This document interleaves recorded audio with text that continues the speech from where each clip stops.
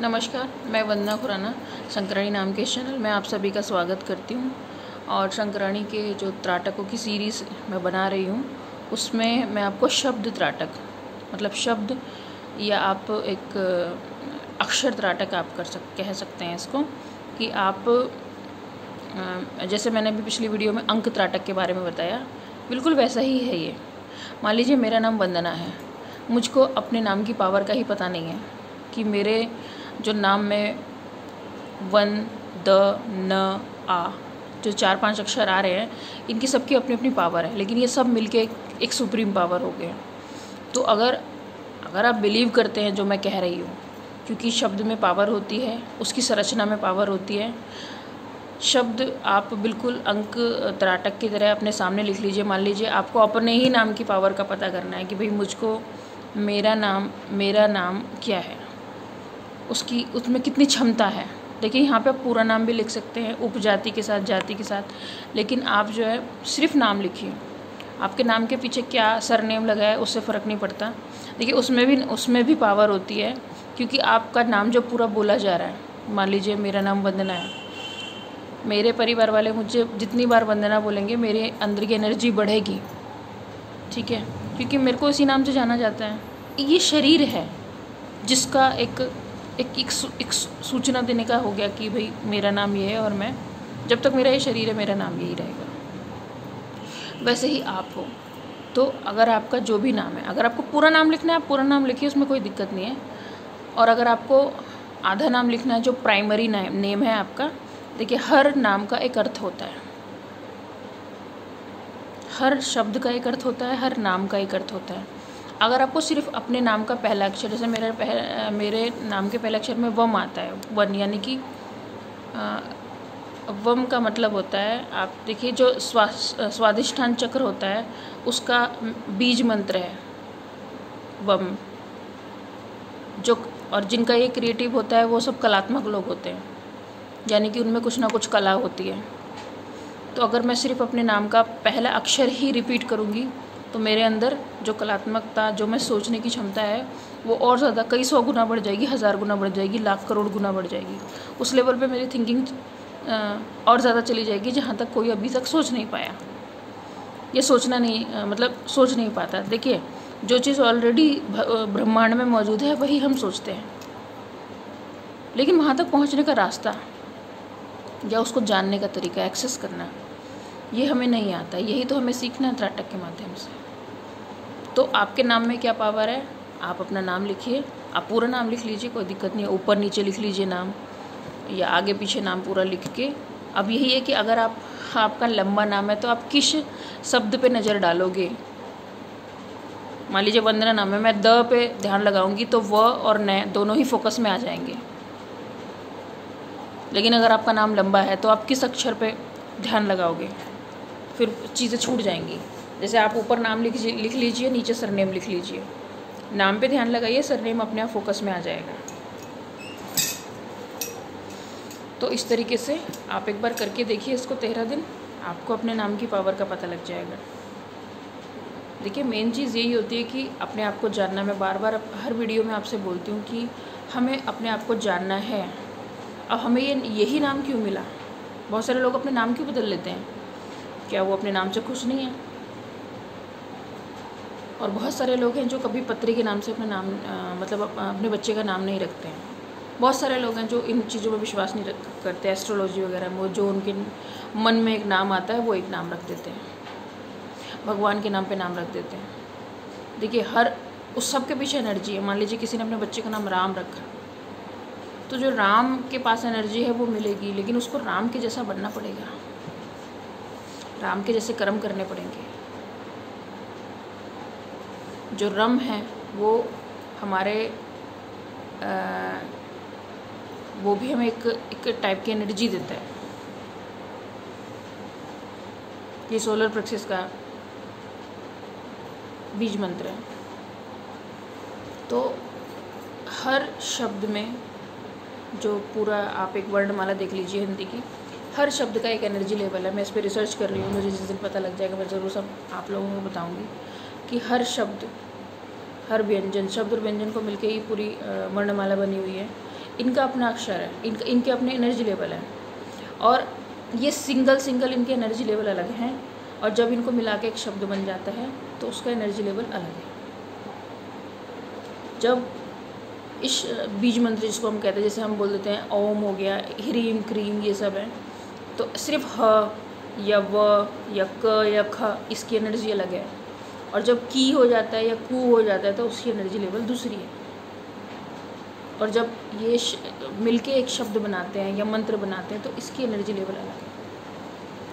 यानी कि हमारी जो ये वर्णमाला है, हिंदी वर्णमाला है, इसको संस्कृत के शब्द हैं, इन सब में इतनी एनर्जी, इतनी हाईएस्ट एनर्जी लेवल है कि अगर आप इसको समझ गए तो सबसे ज़्यादा एनर्जी लेवल आपके अंदर, एनर्जी सबके अंदर ही होती है, लेकिन हम जैसे शब्दों का उच्चारण करते हैं वैसे ही हमें एनर्जी मिलती है।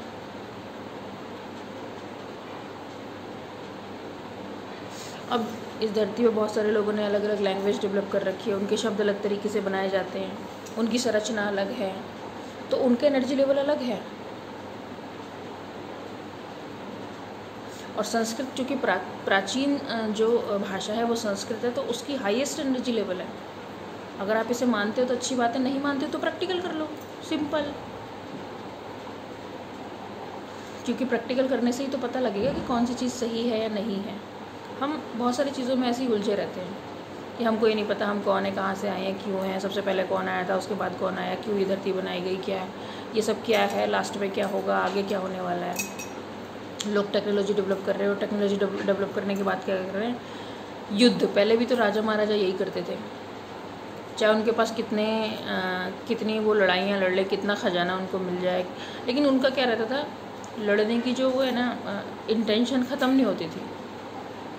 किसी भी राज्य से के साथ लड़ाई करो, उसको अपने में शामिल कर लो, और ज़बरदस्ती की मारकाट वो लोग मचाते थे।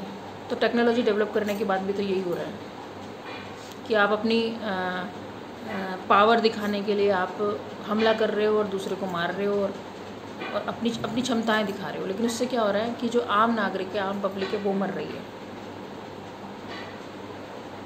तो अगर साइंस के उससे चलें तो लास्ट में टेक्नोलॉजी डेवलप करने के बाद लोग क्या करेंगे, एक दूसरे पे बम्बार्डिंग करेंगे और ख़त्म।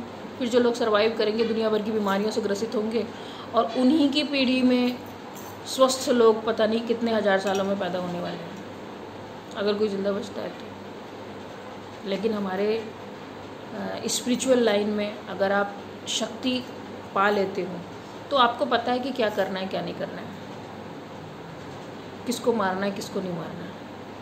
क्योंकि स्पिरिचुअल लाइन में तो जन्म मरण है ही नहीं, फिर तो आप मुक्त हो जाओगे और आपके साथ जुड़े हुए लोग भी मुक्त हो जाएंगे। अगर आपको दिखता है कि हाँ समाज में चीज़ें गलत हैं तो आपकी बात भी मानी जाएगी, आप तर्क के साथ कोई चीज़ों को लेके चलोगे, आप एक लीडर बनोगे अच्छे, आप उस समाज से बिल्कुल बीमारी की तरह जो भी समस्याएं हैं उनको निकाल दोगे।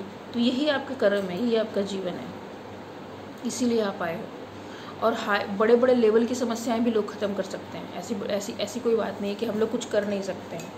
कोई भी समस्या है, हम लोग इकट्ठा रहे, हमारी सोच विचार सब एक जैसे हों, हम लोगों की मेहनत एक जैसी हो, तो हम लोग क्या नहीं कर सकते, हर चीज़ बदल सकते हैं। लेकिन उसके लिए इकट्ठा होना ज़रूरी है, और एक जैसी सोच के लोगों का इकट्ठा होना ज़रूरी है। तो एक जैसी सोच कैसे होगी?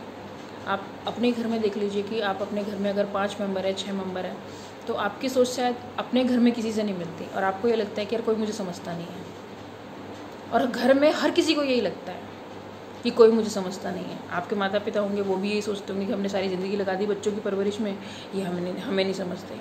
आप अपने माँ बाप को देख के सोचते होंगे ये चीज़ें कि भाई इतना, अब हम लोग मॉडर्न समाज में रह रहे हैं, ये चीज़ें हमारे माँ बाप हमें नहीं समझते।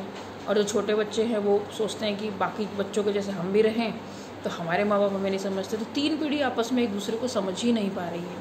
ये सिर्फ कम्युनिकेशन गैप क्यों हो रहा है? क्योंकि आपके जो बॉर्न बुटअप है या आपका जो संस्कारों में कमी रह गई है, जो पहले होती थी वो अब नहीं है, वो दोबारा से शुरू करनी पड़ेगी। हर चीज़ फिर से शुरू करनी पड़ेगी ज़ीरो से। क्योंकि जब आदमी का बिज़नेस लॉस हो जाता है, वो वापस वहीं ज़ीरो पे आ जाता है, तो बहुत सारे लोग तो सुसाइड कर लेते हैं।